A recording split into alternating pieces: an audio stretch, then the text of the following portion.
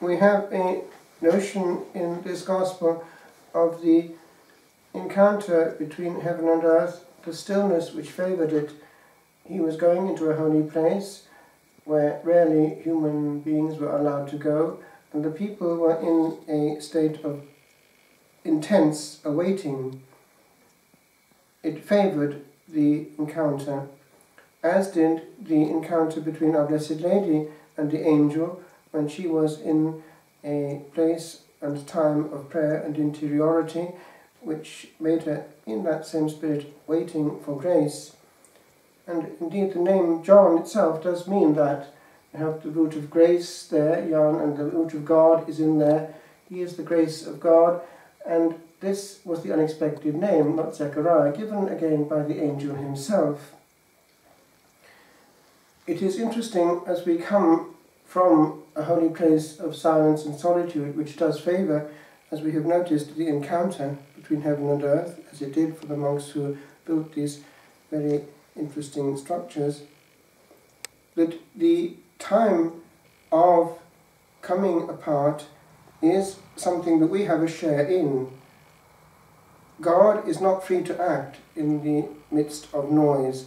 We want to be aware of that before we plunge back into too much noise. There are some noises that we don't have to have, and there are some tricks to avoid them.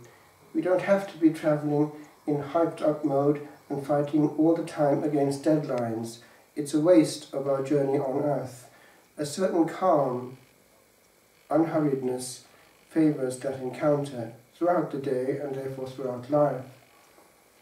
But we notice also that these angelic interventions here are visible and strong, but they're in our life as well, and we will pick them up if we are in that receptive mode all the time, notably from our guardian angel. We need to be aware that he is defending, prodding, inspiring, pushing and pulling, as is the Holy Spirit himself. And the more we are open, the more that can happen. The more we are hyped up and blocking it out, the less it can happen. So it's a secret to take with us, lest we lose this calm too quickly. Just one word, since we've started on the question of monastic peace.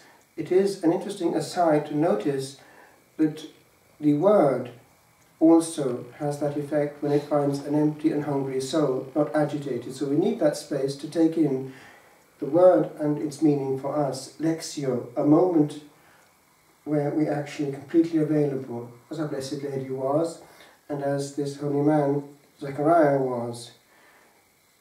In the part which is the pendant to this Gospel, we have the encounter with the angel, where initially Zechariah is so puzzled that he does not know what's going to happen.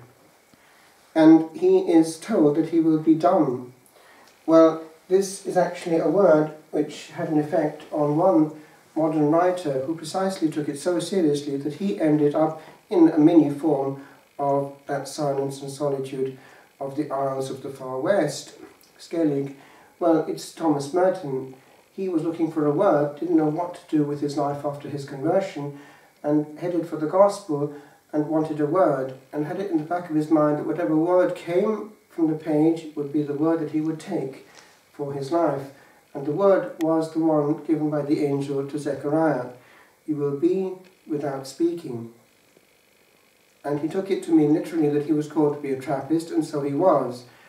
And it was only at a second stage that the awareness was given to his abbot, James Fox, who was very open-minded, that he had a talent to give, which did not mean necessarily it had to be sacrificed, because even though normally a Trappist would be completely silent, even in the pen, there could be an exception which would perhaps speak quietly, precisely across the page, to many souls, and it was the case.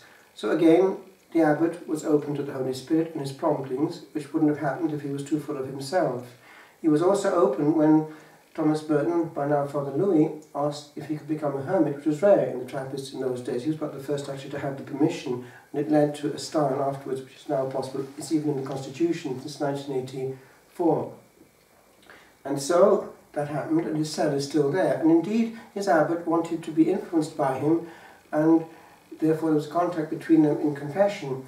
And he eventually, when he was retired as abbot, himself occupied that hermit cell, still there in the grounds of Gethsemane.